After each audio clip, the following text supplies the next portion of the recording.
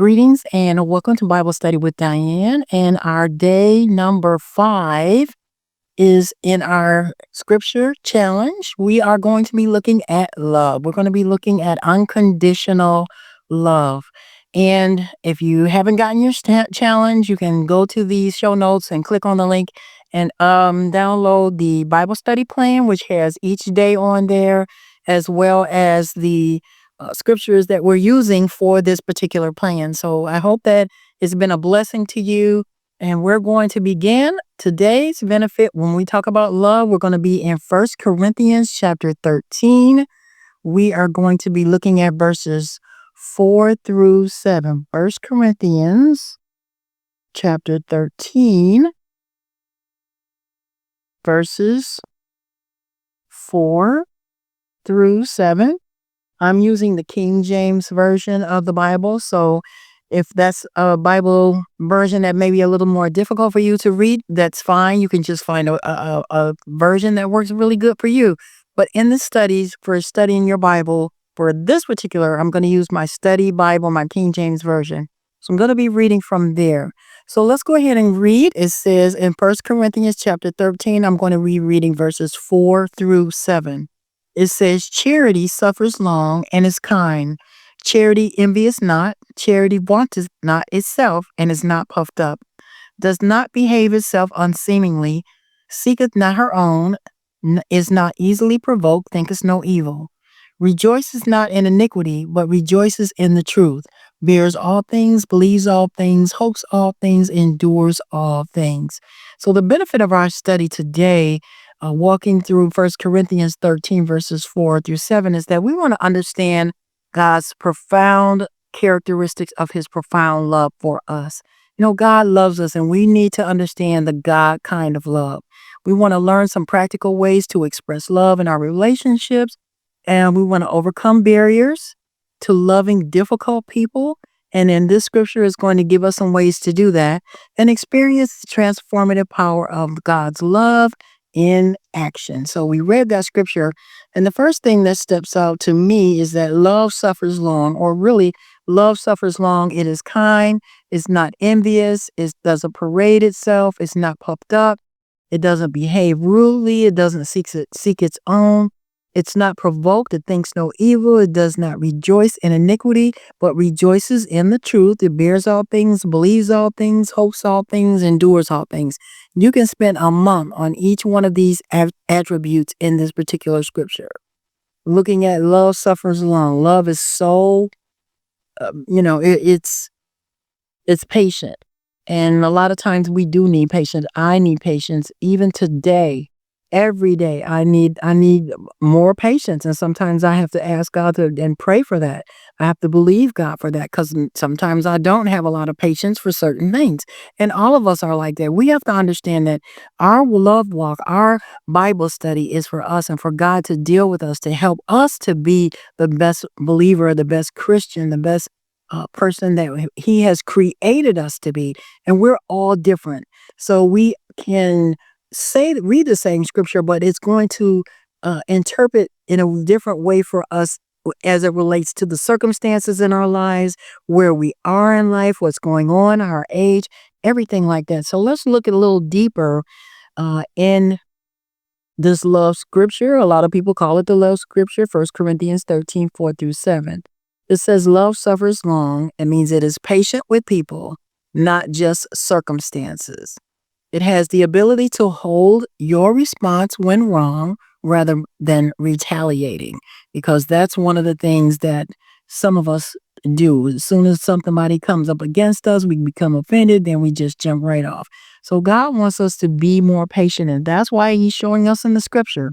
So our question for today is, how can you practice God's love in your relationship? So that's the key question for today. So let's think about that as we go through the scripture. Now, let's look at what love does not do. Love does not envy. Envy is a very ugly spirit. It's a very jealous spirit. It doesn't parade itself. In other words, it isn't concerned with recognition and status. Some people have to be recognized. Some people have to have that status. But when we're talking about the God kind of love, it does not parade itself. It doesn't, it's not concerned with recognition or status. It is not puffed up. Love doesn't inflate itself or demand attention. Now, I'm sure that there are a lot of people or some people that that just demand attention. They do things just to get attention. When people demand attention, when you're walking in the love of God, as it relates to 1 Corinthians 13, 4 and 7, you're not going to behave that way. It says it does not behave rudely. It I think we all kind of know what rude means. People that they're just mean to you or unbecoming. It doesn't seek its own. In other words, it's not self-centered and demanding. Some people are so demanding and so self-centered that it's very difficult to be around them. And that's what it talks about loving people in difficult situations. It is not provoked. Love doesn't have a short fuse or a quick temper. So that's one of the things that I work with. I have to work with my sometimes short fuse. Everybody is different. You may not have that going on, but I have to make sure that when I'm walking in love, that I am not behaving that way. Love thinks no evil. It doesn't keep a record of wrongs or plain, or retaliation. And that's one of the things that forgiveness does in our lives. We have to be able to forgive people. It doesn't necessarily mean forgive, but we do have to walk in forgiveness and stay out of offense and not think evil about people. It's sometimes in the world you just can't understand why people are thinking so evil, but that we have an enemy and darkness comes against us, and the enemy might bring somebody to say something just to cause you to get off track. So understand that we do have an enemy, and he's the devil, and he is evil, and he comes to kill, steal, and destroy, as it says in John 10:10. But God said that he came, Jesus came that we might have life and life more abundantly, and love is a part of that life.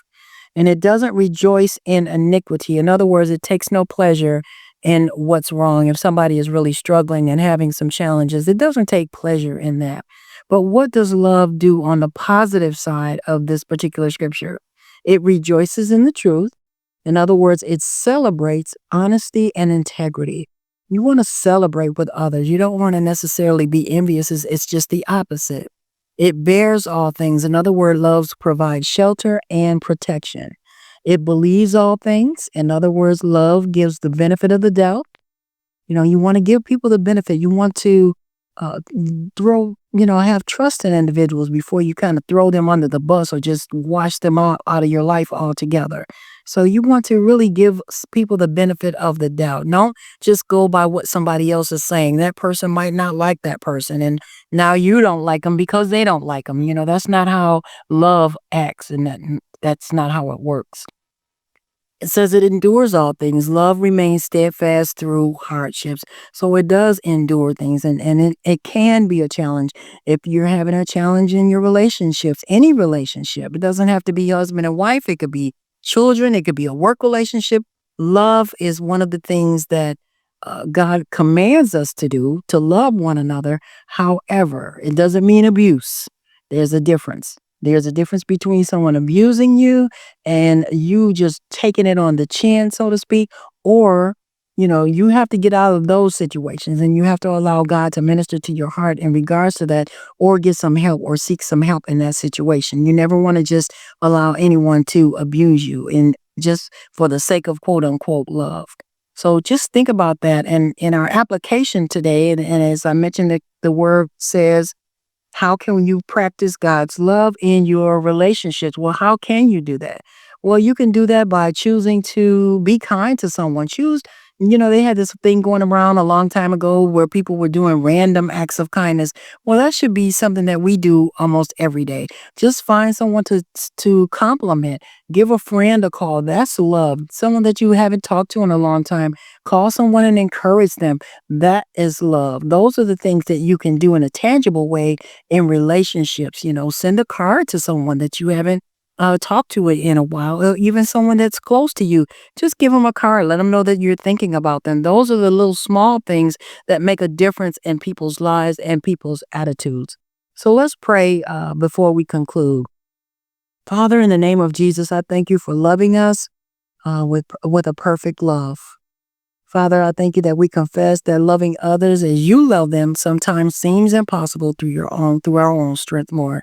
But Father, in the name of Jesus, just fill us with your spirit so that your love can flow through us and flow through others. Give us, a time to listen to our hearts, listen to you, Lord God, and walk in the things that you would have us to walk in as it relates to loving others, Father. We thank you for that right now. Help us with all the challenges in our relationships, Lord God, and let love be our testimony, Lord, as we live this life out for you, Father. In Jesus' name we pray. Amen and amen. So if you're finding this helpful to you, this is our 7-day challenge. This is day number 5. Tune in tomorrow for day number 6, and we're going to be talking about peace, the peace of God that passes all understanding. So thank you so much for being a part of the challenge today, and you have a great one.